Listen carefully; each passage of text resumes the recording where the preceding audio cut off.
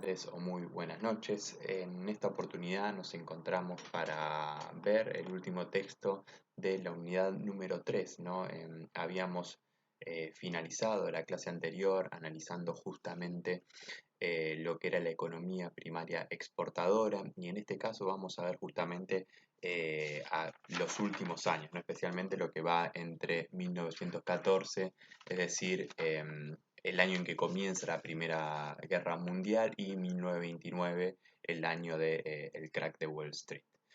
Para ello vamos a analizar el texto de Bellini y Corol. Este libro nos va a acompañar sobre esta segunda mitad de la clase, y con él vamos a ver más en detalle todo lo que tuvo que ver el siglo XX argentino en términos económicos.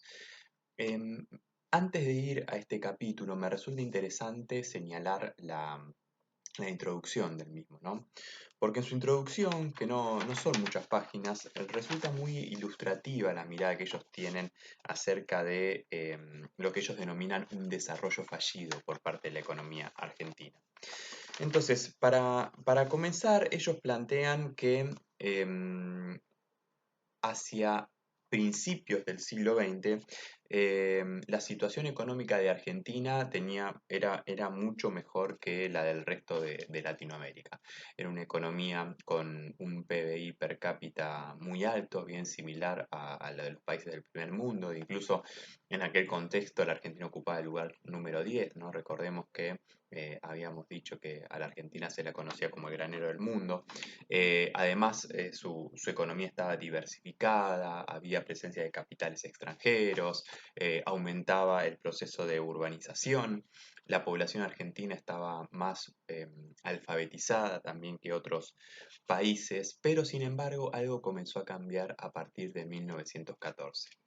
El punto, y es el que vamos a analizar a continuación, tiene que ver por un lado con el comienzo de la Primera Guerra Mundial, que va a poner un freno al mercado internacional.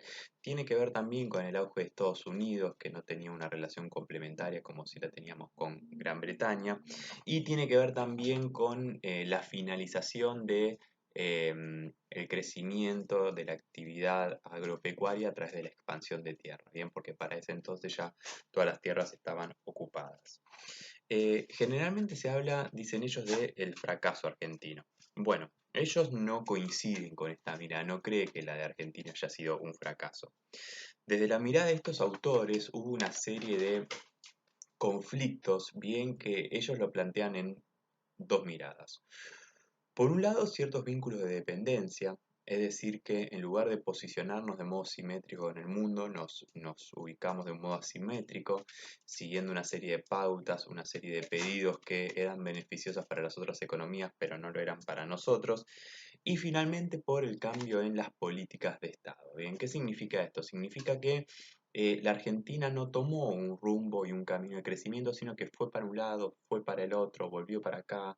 Bien, eso fue algo que generó muchos problemas en términos de desarrollo.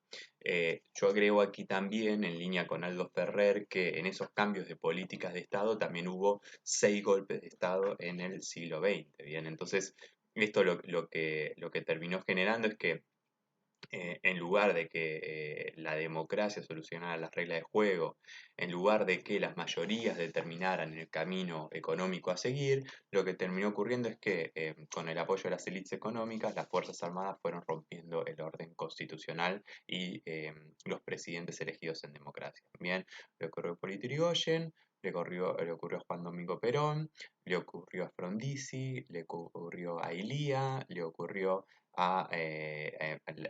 el segundo gobierno de Perón. Bien, en ese caso Perón había ya fallecido y estaba Isabelita, ¿sí? Entonces tenemos toda una serie de golpes que se han dado en el siglo XX argentino.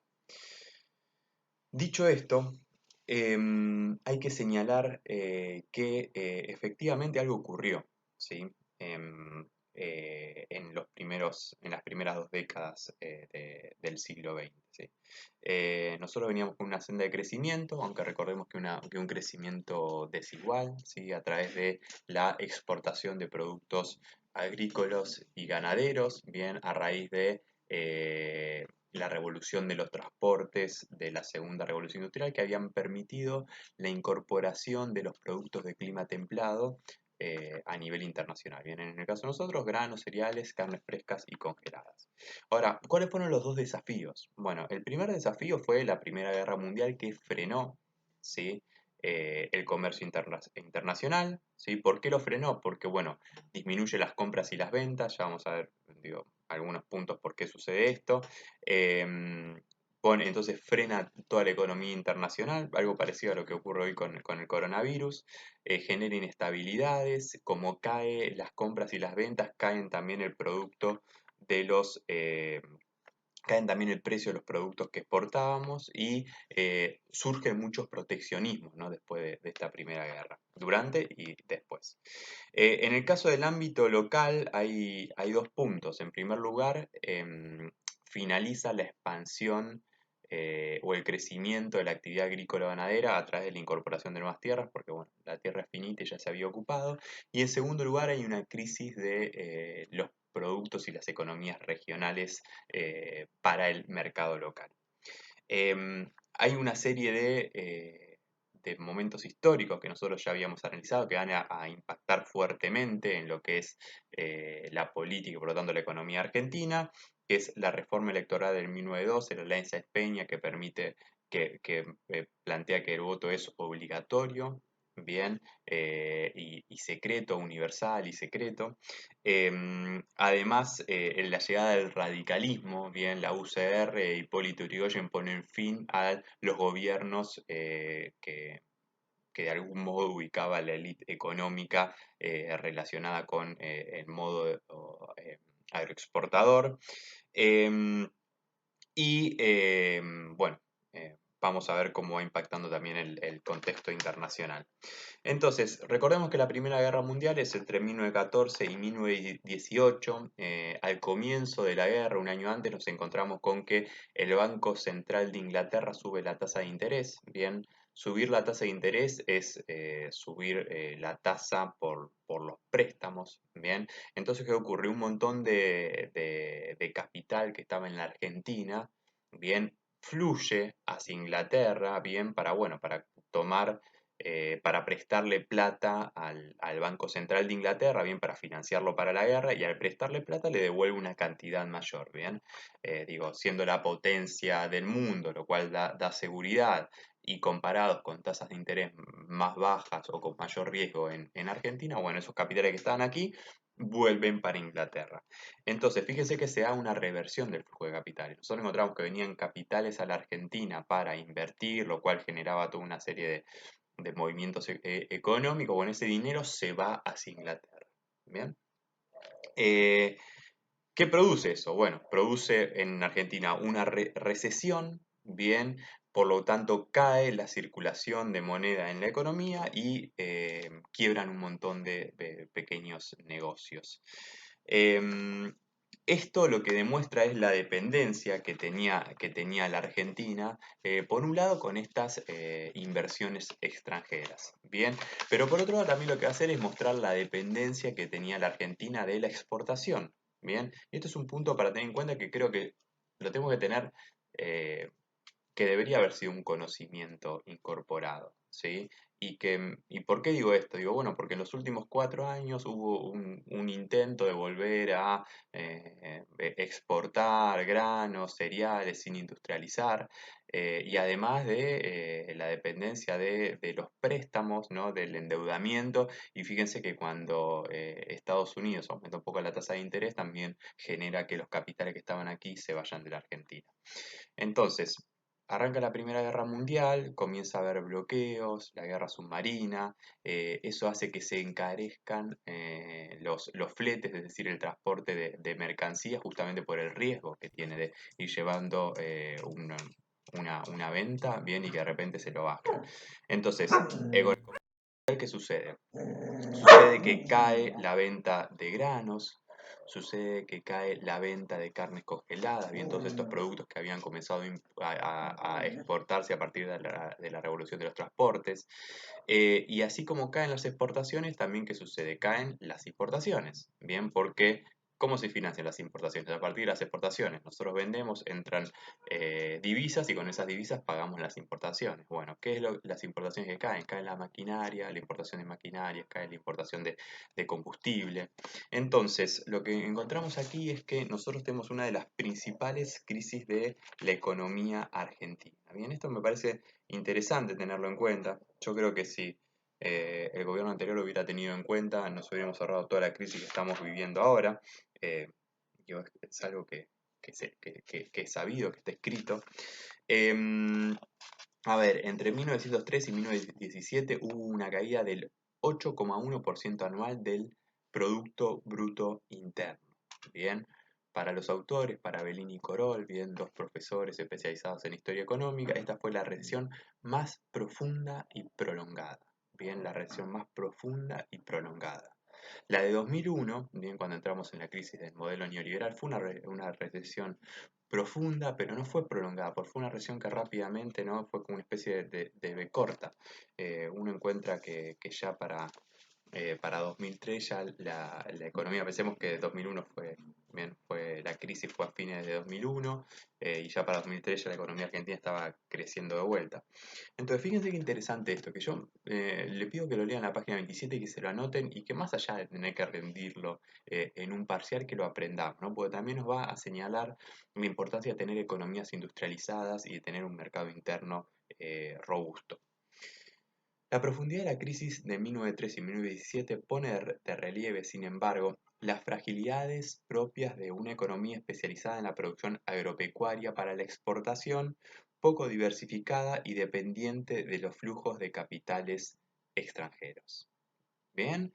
O sea que una economía que depende simplemente de la exportación de productos agrícolas y ganaderos, que la exportación de materias primas, bien, y además de los préstamos de dinero, bien, es una economía frágil, es una economía que está en riesgo. Y fíjense qué fue lo que nos pasó en los últimos años. Bien, tomamos muchas deudas, muchísimas deudas, fue el ciclo de endeudamiento más rápido de la historia argentina. El FMI nos dio ese préstamo récord de 56.000 millones de dólares. Hubo una primarización, reprimarización de nuestras exportaciones y bueno, y terminamos nuevamente en una crisis. ¿Bien? Entonces esto me parece que es interesante la historia económica, ¿bien? Para pensar el desarrollo de la Argentina. Otro problema que existía en ese momento es que no había un banco central.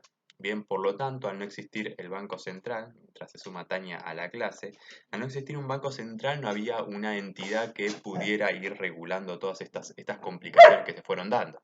Por eso más tarde, bien, se creó el banco Central y más tarde también ese Banco Central que tenía presencia de bancos privados fue estatizado.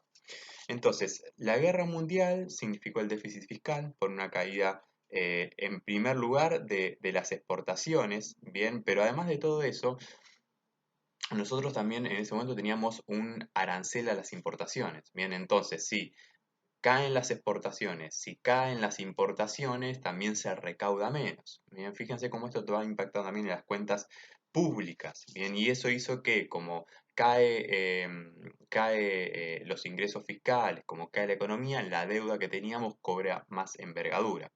Asimismo, por la crisis y por la guerra mundial, cae la inmigración, caen las inversiones, eh, y lo que sucede también es que cae el salario real de los trabajadores. ¿Bien? Entonces, bueno, en medio de la Primera Guerra Mundial, llega Hipólito Yrigoyen, bien, llega con el apoyo de los trabajadores, de las clases populares, toma medidas para mejorar el salario, para que toma medidas también para que disminuya la jornada de trabajo, la cantidad de horas trabajadas. Se toma en este momento la medida, la ley, pero se va a implementar efectivamente después en el gobierno de Perón. Comienza un crecimiento del movimiento obrero, es decir, que los trabajadores comienzan a agruparse, comienzan a formar sindicatos, comienzan a pelear por sus derechos. Bien, recordemos que con la primera revolución industrial se llegan casi a las 14 horas de trabajo.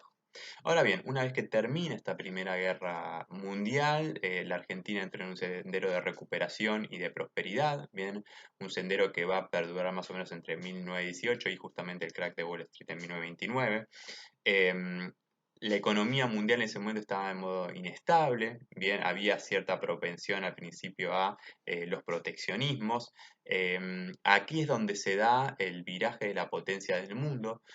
Inglaterra era la potencia hasta este momento, deja ese lugar Estados Unidos. Fíjense que vamos ya prácticamente un siglo de hegemonía estadounidense, ¿sí?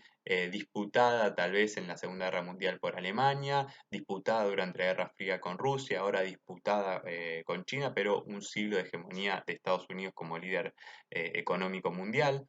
Em, y nos encontramos con un auge de inflación porque cuando termina la guerra se libera el comercio y entonces genera que haya una demanda deprimida, ¿bien? Unas ganas de comprar demanda como mercados, digo, por ejemplo, Argentina necesitaba maquinaria, bien, entonces ese aumento de la demanda porque terminó la guerra mundial genera también inflaciones.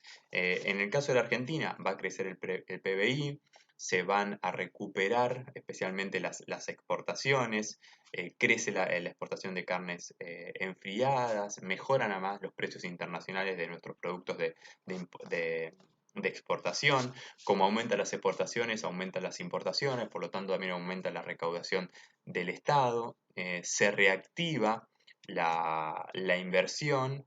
Bien, y bueno, eso también permite, ¿no?, que haya un bienestar de los trabajadores.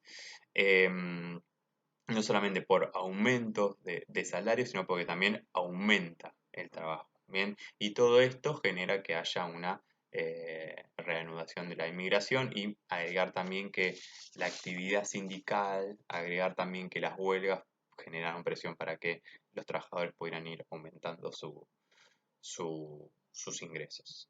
Bien, entonces dentro de la economía primaria exportadora hay un sendero de crecimiento. Ese sendero, recordemos que lo habíamos ubicado en 1860 al comienzo, ese sendero de crecimiento se va a frenar durante la Primera Guerra Mundial. Bien, va a ser, según los autores, la crisis más profunda y duradera de la economía argentina. Y ahí lo que demuestra esta crisis especialmente es la fragilidad de un modelo de desarrollo solamente vinculado a la exportación de productos agropecuarios y a la toma de deuda, bien, a los préstamos o al flujo de capitales externo. Bien. Y de algún modo también va a comenzar, los autores no profundizan tanto, pero va a comenzar lentamente un proceso de industrialización. Bien, ¿por qué digo esto? Porque si no se pueden importar manufacturas de afuera, lentamente en Argentina va a comenzar a crecer la industria. Sin ningún lugar a dudas, esto va a darse especialmente a partir de 1930, cuando es justamente el crack de Wall Street y la Gran Depresión Internacional, ¿no? Pero acá tenemos, fíjense, con la Primera Guerra Mundial ya un primer paso hacia la industrialización.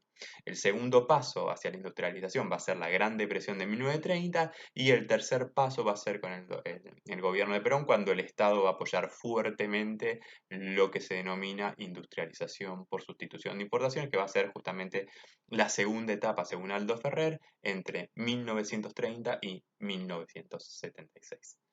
Llegamos hasta ahí, ahora retomamos con la segunda parte de la clase.